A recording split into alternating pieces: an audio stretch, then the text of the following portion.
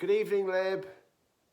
Good evening. For this particular performance of the Whoathon, the part of my wife will be played by somebody who just slept through that episode of Doctor Who. Justifiably.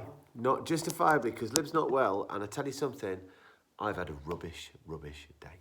I have been furious all day for a couple of reasons, one of which this is justified and one of which is a bit nonsense. So I needed to watch Doctor Who tonight, which was already agreed, and bloody hell, I'm glad I did. So I don't remember the Snowmen with a terrific amount of affection from the first time around, for various reasons. And so I came to this with a blank slate. I don't remember at all.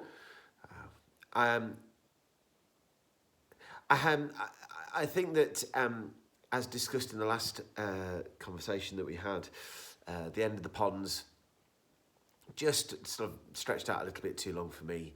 And so I've been looking forward to the opportunity to reinvigorate my love for the Matt Smith era. And I hadn't picked up at the time, but this is a reinvigoration of your love for the whole of Doctor Who. Moffat really cleverly here has given us enough familiarity, as in with the Paternoster gang, who are utterly sublime in this. I mean, I cannot get over how he has just dropped. I mean, he's obviously a genius, but he's managed to sculpt out 3 characters there who perfectly act as our, I don't know, our Brigadier, our Jackie Tyler, our Mickey, formerly of this parish.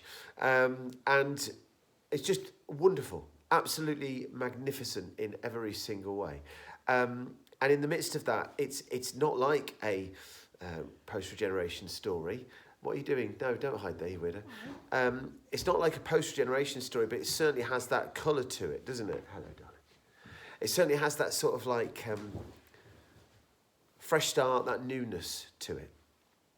And Matt Smith does a fantastic job of playing a haggard, grumpy version of himself. He's just like you, I thought, doesn't he? Oh, well, I take that as a great compliment, because he's a good-looking lad, is our Matt Smith.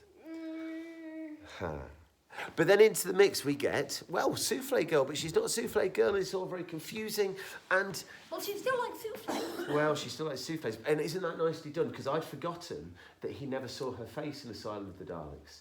So when all those little things get dropped in, of course, I would be willing to believe that he'd forgotten what she looked like, but that's not necessary because he never saw her face. So as those things got dropped in along the way, and I have to say, I find Jenna Coleman to be, and obviously it's a combination of actor and character, but there is something about that synergy between what's been written, and she just has a cockiness and a confidence to her, and she is bright and brilliant. That bit when she works out why he brought the umbrella, oh man, you're a foot taller than me, she says, and it's like, oh my God.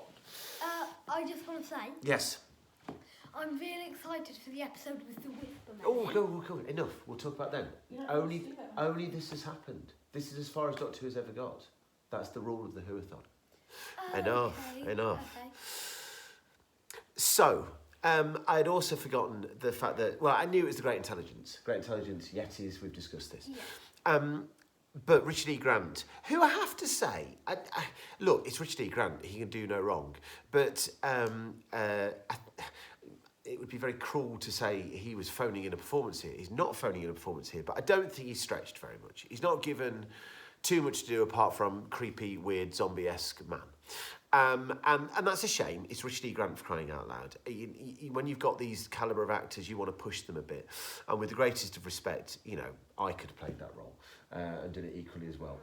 Maybe not. I feel like there was something to do with the way he looked. Oh, certainly. And he has a gravitas about. He has a presence about him. But that's Richard E. Grant. I got the Great Intelligent You did. confused for the Autons. With the Nestine. Yes. Yeah, Are the Autons and the Nestine different? No, Nestine controls the Autons. Right. So in terms of story, what do we get here? Well, we get a good Christmas run around. We get some wonderful images, that staircase going up to the cloud, the brilliant moment where she says, it's smaller on the outside. And is there a kitchen? And at the time it didn't make sense, but why did she ask if there was a kitchen? For the souffles. Oh my gosh, there was so... And the bit when he gets his bow tie and she goes, it's cooler in here. And he goes, well, yeah, it's so good. Oh, so good. The bit when he plays at Sherlock Holmes as well. Yeah. Oh my God, it was just class. Absolutely brilliant. And of course, you don't know this, but at the time this was on, here's very meta for you, Stephen Moffat was also, it must have been around the same time, he was also writing one of the definitive versions of Sherlock Holmes with Benedict Cumberbatch. So there's a bit, you know, there's extra layers going on there as well. Anyway, listen, the point is this.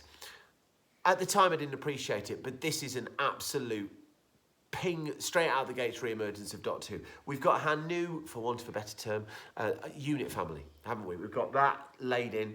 We've got this mystery building up around this impossible girl, which is obviously gonna dominate our thinking going forward from here. We've got that lovely throwback to Pond. That sequence where she has to give one word to all the answers. And what did she say at the end? Pond. It's so good. So good. We all popped for that. So, listen, I could just bang on. I'm just going bush, bush, bush, bush, bush. But I tell you something for nothing. As I said, I have been in a foul mood all day. And what I needed was that. An hour of television watching that. And now, for all the whinging that I was doing in the last couple of videos, oh, has it gone past the point where it's my Doctor Who anymore? Oh my gosh. That, I know, what a fool I was. That was everything I wanted from tonight. Absolutely brilliant. It was brilliant. And We if also it's- watched Traitors. It was also brilliant. With Stephen Fry, formerly of this Doctor Who parish, and Mark Bonar, formerly of this Doctor Who parish, and Celia Wait. Emery, formerly of this Doctor Who No parish. way, were they all in Doctor Who? Anyway, enough. Bye-bye.